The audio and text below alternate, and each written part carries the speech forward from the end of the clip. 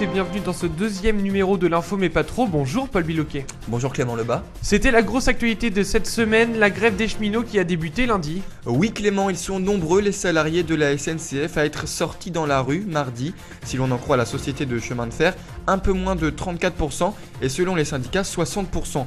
Bon, ce que l'étude ne dit pas c'est que les syndicats sont marseillais. Alors juste un petit conseil les gars, une personne qui marche au ralenti dans la rue avec une casquette de vieux et une banane à la ceinture, eh bien ce n'est pas forcément un agent de la SNCF, c'est peut-être tout simplement une personne âgée. Mais c'est vrai que des fois quand on entend ça... Madame, monsieur, votre attention s'il vous plaît. Suite au problème en chaîne concernant les retards à Paris-Montparnasse, nous sommes en recherche de personnel pour conduire notre train.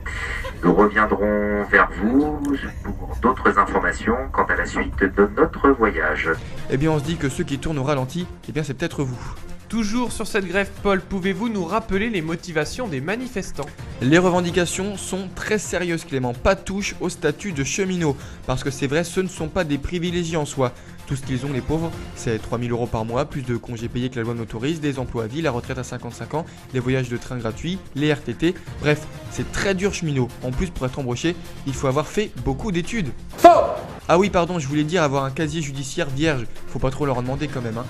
En tout cas, il y a une chose qu'ils n'auront pas, le record de la grève la plus longue. Laissons encore cet honneur au PSG qui a décidé de boycotter la finale de la Ligue des Champions depuis 1970 et ça dure encore. Courage les gars, on vous soutient à fond et comme dirait votre ex-collègue le Brésilien Lucas, allez, champion mon frère! Dans un tout autre registre maintenant, Paul, mercredi sur l'île de la Réunion, les habitants ont pu apercevoir la première éruption volcanique de l'année. Oui, à 11h ce matin, l'heure du réveil pour les Réunionnais, très connu pour commencer le travail très tôt, vers 14h30, un point commun d'ailleurs avec la SNCF, enfin je m'égare. Donc, à 11h ce matin, le célèbre volcan de l'île, le Piton de la Fournaise, s'est réveillé et la lave a jailli sans faire de gros dégâts.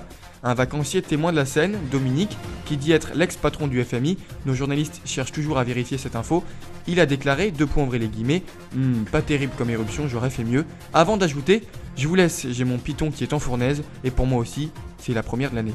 À Paris, Paul, l'état d'urgence est terminé, mais les militaires, eux, restent toujours très vigilants. Le métro le soir, c'est dangereux Clément, oui. Mais heureusement, il y a parfois des protecteurs. Mercredi soir, une jeune fille qui s'est fait voler son téléphone a pu obtenir réparation puisque 3 militaires qui passaient dans le coin ont poursuivi l'individu et l'ont rattrapé.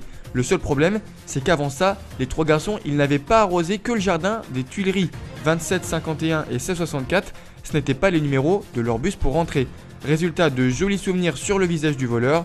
Pour être poli, on va dire qu'une pluie de bisous est venue caresser son visage. En gros, il s'est fait méchamment défoncer la tronche à coups de poing. On aura croivé mon frère, nous a d'ailleurs confié Franck Ribéry. Conséquence pour les bons samaritains, une nuit en cellule et un garde à vous qui s'est transformé en garde à vue. Et puis pour terminer, un mot sur une vieille affaire médiatique qui ressurgit aujourd'hui. Olivier Chiabodo, ce nom ne vous dit peut-être rien. Pourtant, c'est celui de l'ancien présentateur d'Interville jusqu'en 1997. Il avait été viré de TF1 à l'époque car soupçonné d'avoir truqué l'émission pour faire gagner le Puy du Fou. Aujourd'hui, l'animateur réclame des excuses du patron de TF1 Martin Bouygues au JT de 20h car il l'accuse de l'avoir menacé de mort.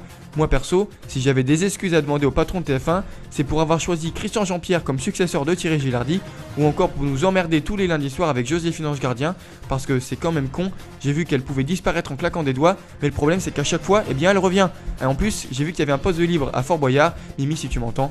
Allez, c'est tout pour moi, au revoir Clément. Au revoir Paul et merci beaucoup, on se retrouve la semaine prochaine pour le 3e volet de l'info mais pas trop.